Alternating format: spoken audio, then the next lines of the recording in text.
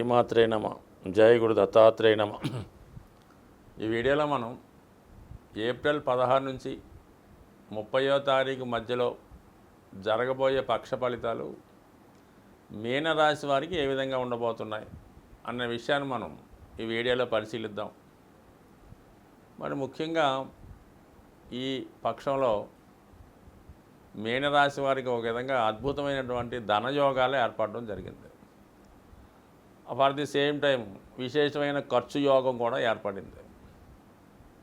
ఇక్కడ ధనస్థానంలో గురువుతో పాటు రవిగ్రహం కూడా ధనస్థానంలోకి రావడం, అది ఉచ్చస్థానంలోకి రావడం జరిగింది. సో దానివలన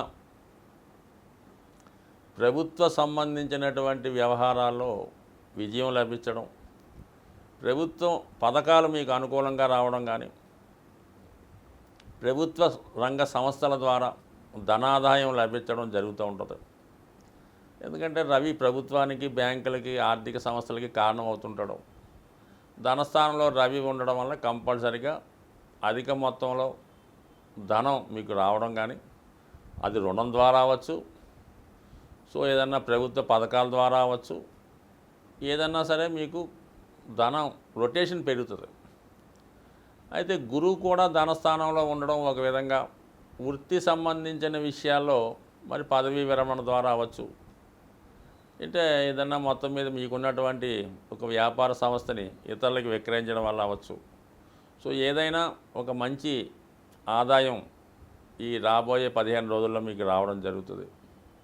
సో అలాగే కుటుంబం యొక్క ప్రతిష్ట, గౌరవం కూడా పెరుగుతూ ఉంటుంది. ఫర్ ది సేమ్ టైం వ్యయస్థానంలో ధనాధిపతి వ్యయస్థానంలో సంచరిస్తున్నాడు. దానివల్ల ఏంటంటే వచ్చిన ధనం వచ్చినట్టే ఖర్చు అవ్వడం జరుగుతుంది. అయితే కుజుడు 12వ స్థానంలో ఉన్నప్పుడు ఏమవుతుందంటే రుణాలు తీర్చడం కానీ, ఎవరికైనా మనం బాకీ ఉంటే తీర్చడం, అంటే రుణం అంటే 2 రకాలుగా ఉంటుంది. అలాగే ఏదన్నా గృహం కానీ, ఇంటి స్థలం కానీ కొనుక్కునే ప్రయత్నం చేయడం జరుగుతూ ఉంటుంది. లేదంటే తోడబుట్టిన వాళ్ళకో, అన్నదమ్ములకో ఆర్థిక పరంగా వాళ్ళకి సహకరించడం కానీ, లేదంటే వాళ్ళకి ఇవ్వాల్సింది తీర్చడం కానీ జరుగుతుంది. మొత్తం మీద వచ్చిన ధనం ఖర్చు అవ్వడం జరుగుతుంది. ఇంకా ఆల్రెడీ ఏలినాటి శనిలో 12వ స్థానంలో శనిగ్రహ సంచారం జరుగుతుంది కాబట్టి ఖచ్చితంగా నెమ్మదిగా మీ యొక్క ఆర్థిక నిల్వలు తగ్గడం జరుగుతూ ఉంటుంది. కాబట్టి ఇప్పటికైనా మీరు ఏదైనా ఇంకా గృహాన్ని కొనుక్కోకుండా ఉంటే ఖచ్చితంగా మీ యొక్క బడ్జెట్ను బట్టి ఏదో ఒక ఇంటి స్థలం కానీ, గృహం కానీ కొనుక్కోవడం మంచిది. లేదంటే ఏదో ఖర్చు వచ్చి ఇలా ధనం ఖర్చు అవుతూ ఉంటుంది. సో ఇది ఓకే, పక్కన పెడితే రాశి యందు ఉన్నటువంటి శుక్రగ్రహ సంచారం రాహుతో కలిసి ఉండడం వల్ల మరి స్త్రీలకైతే ఒక విలువైనటువంటి ఆభరణాలు కొనుక్కోవడం, అలాగే పట్టు చీరల లాంటి, అంటే కొద్దిగా తన స్థాయిని పెంచుకునే ప్రయత్నం చేయడం జరుగుతుంటుంది. కొన్ని సందర్భాల్లో తన స్థాయిని ఇంకా ఎక్కువగా చూపించుకునే ప్రయత్నంలో కొద్దిగా ఆడంబరమైన వస్తువులు ఈ మీనరాశిలో ఉన్నటువంటి స్త్రీలు కొనుక్కోవడం జరుగుతుంది. సో అలాగే రాహుతో కలిసి ఉండడం వల్ల వివాహ విషయంలో కొంతమందికి అయితే, అందరికని కాదు కానీ, కొంత కంట్రావర్సీ నిర్ణయం తీసుకునే అవకాశాలు ఉన్నాయి. అంటే ఇది ఇంటర్ కాస్ట్ మ్యారేజ్ కానీ, ఏదో డైవర్సీ మ్యారేజ్లు కానీ, అంటే ఇతరులకి ఇష్టం లేని వీళ్ళకి మాత్రమే ఇష్టమైనటువంటి మ్యారేజ్ విషయంలో ఒక కంట్రావర్సీ కనబడే అవకాశం ఉంది. అది అంటే కేవలం అది అమ్మాయిలకే కాదు, అబ్బాయిలకి కూడా ఇది వర్తిస్తుంది. కాబట్టి వివాహ విషయంలో కొంతమంది రహస్యంగా, పెద్దవాళ్ళకి తెలియకుండా వివాహం చేసుకునే సూచనలు కూడా ఈ సమయంలో కనబడతాయి. ఎందుకంటే అక్కడ సప్తమాధిపతి బుధుడు అక్కడ వక్రించి ఉండడం, మరొక వక్రగ్రహంతో కలిసి ఉండడం, దానికి శుక్రుడు చేరడం, ఇవన్నీ కూడా జాతకుడు సాంప్రదాయ విరుద్ధంగా ప్రవర్తించడం, పెద్దవారికి తెలియకుండా కొన్ని నిర్ణయాలు తీసుకోవడం, వివాహ విషయంలో ఒక నిర్ణయానికి రావడం జరుగుతుంది. అది కంపల్సరిగా ఒక కంట్రావర్సీ మ్యారేజు, ఇంటర్ కాస్ట్ వివాహం, విడో మ్యారేజు, డ్యూయల్ మ్యారేజ్ లాంటివి జరిగే అవకాశం ఉంది. మరి చాలా విషయాల్లో మరి కరెక్ట్గా మీరు తెలుసుకోకపోతే ఆల్రెడీ వివాహం అయిన అబ్బాయిని మళ్ళీ వివాహం చేసుకోవడం కానీ, పూర్తిగా సెటిల్మెంట్ అవ్వకుండా ఏదో ఒక ఇబ్బందిలో, ఒక క్రైమ్లో కానీ, లేదంటే ఒక కొంత చట్టానికి వ్యతిరేకంగా కొన్ని ఇబ్బందులు ఎదుర్కొనే అవకాశం ఉంది. కాబట్టి ఈ విధంగా ఎటువంటి వివాహం చేసుకున్నా కూడా అబ్బాయిలు కానీ, అమ్మాయిలు కానీ 1-2 సార్లు మరి అవతల మనం చూసినటువంటి అబ్బాయికి ఆల్రెడీ వివాహం అయిందా, ఏంటి పరిస్థితి, ఏ విధంగా ఉన్నది, మనతో నిజం చెప్తున్నాడా అబద్ధం చెప్తున్నాడా, ఇటువంటి విషయాలు తెలియకుండా ఏదన్నా మరి అగ్రిమెంట్ విషయంలోనో, వివాహ విషయంలోనో, లేదంటే సహజీవన విషయంలోనో, ఎఫ్ఐఆర్ విషయంలోనో తొందరపడితే మాత్రం జీవితాంతం ఇబ్బంది పడే అవకాశం ఉంది. అలాగే దానివలన చట్టానికి న్యాయానికి సంబంధించినటువంటి చిక్కులు ఎదుర్కోవడం కానీ, కొన్ని సందర్భాల్లో ఏదైనా శిక్ష లాంటివి పడడం కానీ జరిగే అవకాశం ఉంది. కాబట్టి మోసం చేసే ప్రయత్నం మీరు చేయవద్దు. అవతల వాళ్ళ చేతిలో మోసపడుకోకుండా మిగతా విషయాలు కూడా జాగ్రత్తగా చూసుకోవడం.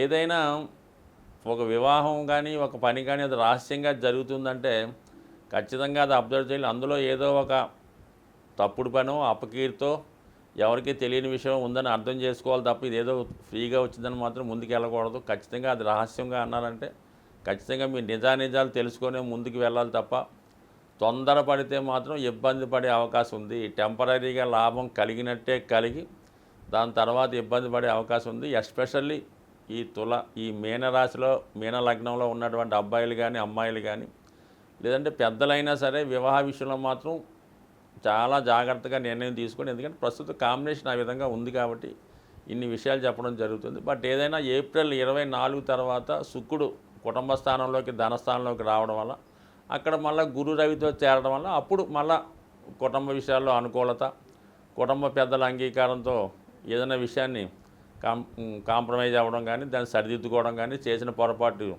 చక్కదిద్దుకోవడం కానీ జరిగే సూచనలు ఉన్నాయి. సో జాగ్రత్తగా నిర్ణయించుకొని ఏదైనా ముందు అడుగు వేయడం మంచిది. అయితే ఆర్థిక విషయాల్లో అనుకూలత ఉన్నది. బట్ ఏదైనా నిర్ణయం తీసుకునే ముందు మాత్రం జాగ్రత్తగా నిర్ణయం తీసుకోకపోతే ముందు ఇబ్బంది పడే అవకాశం ఉంది. ఎందుకంటే మీనరాశి వారికి అటు ఏలినాటి శని, అటు రాశి అందే రాహు, ఈ 2 గ్రహాలు కూడా జాతకుని రాంగ్ స్టెప్ వేయించే అవకాశం ఉంది. సో ఆ కారణం వల్ల కొంత జాగ్రత్తగా వ్యవహరించండి. బట్ ఏదైనా నిరంతరం అమ్మవారి ఆరాధన, విష్ణు సహస్రనామ పారాయణ చేసుకోవడం వల్ల ఎటువంటి ఇబ్బంది నుంచైనా బయటపడే అవకాశం ఉంటుంది. ప్రస్తుతం ఉన్నటువంటి గ్రహ సంచారాన్ని మనం పరిశీలించినప్పుడు మామూలుగా మనకి ఏప్రిల్ 25వ తారీఖు నుంచి శుక్రమౌఢ్యమి ప్రారంభం అవడం జరుగుతుంది. ఈ శుక్రమౌఢ్యం ప్రారంభమైనప్పుడు వివాహాలన్నీ సాధారణంగా చేయరు.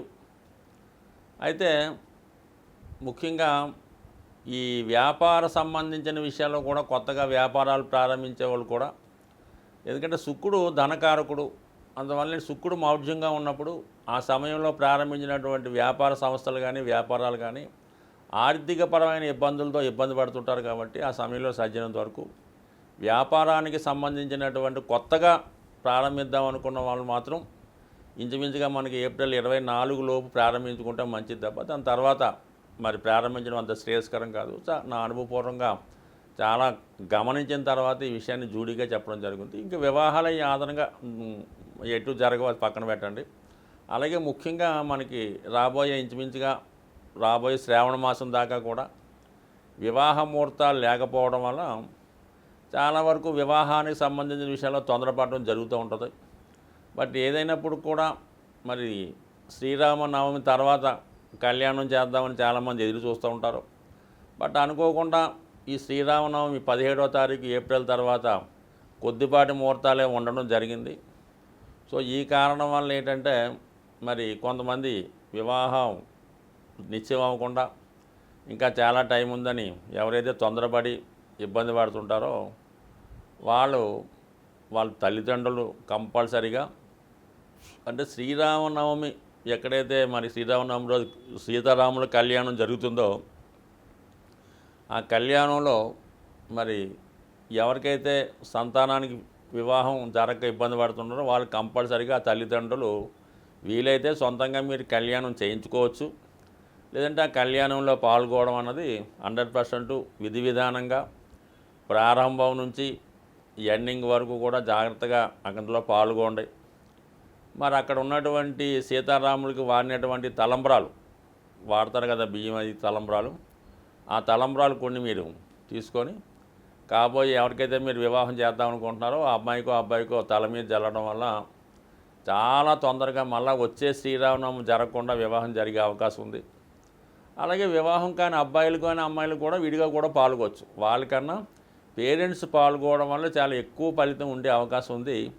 మరి చాలా సందర్భాల్లో ఏంటంటే కొంతమందికి అందుబాటులో లేకపోవచ్చు, కొంతమంది దూర ప్రాంతంలో ఉండొచ్చు, విదేశంలో ఉండొచ్చు. వాళ్ళు మనకి భద్రాచలంలో జరిగినటువంటి సీతారామ కళ్యాణం లైవ్ ఇస్తారు కదా, శ్రద్ధగా కళ్యాణం ప్రారంభమైన దగ్గర నుంచి ఎండింగ్ దాకా చాలా జాగ్రత్తగా చూడండి.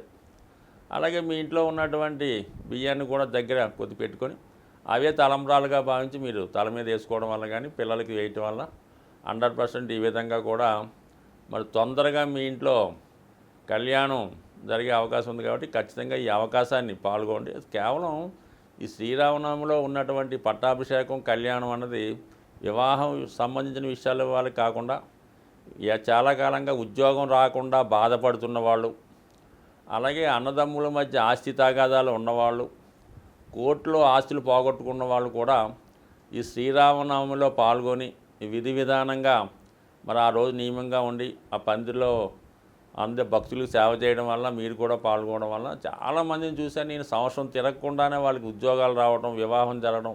మీ ఎంత స్థాయి ఉంటుందో అంత స్థాయి కంపల్సరిగా ఈ సీతారాముల కళ్యాణం మీరు పాల్గొండి. వీలైతే మీరు సొంతంగా చేయించుకోండి. 100% మీకు చాలా మంచి ఫలితం రావడం జరుగుతుంది. స్వస్తి.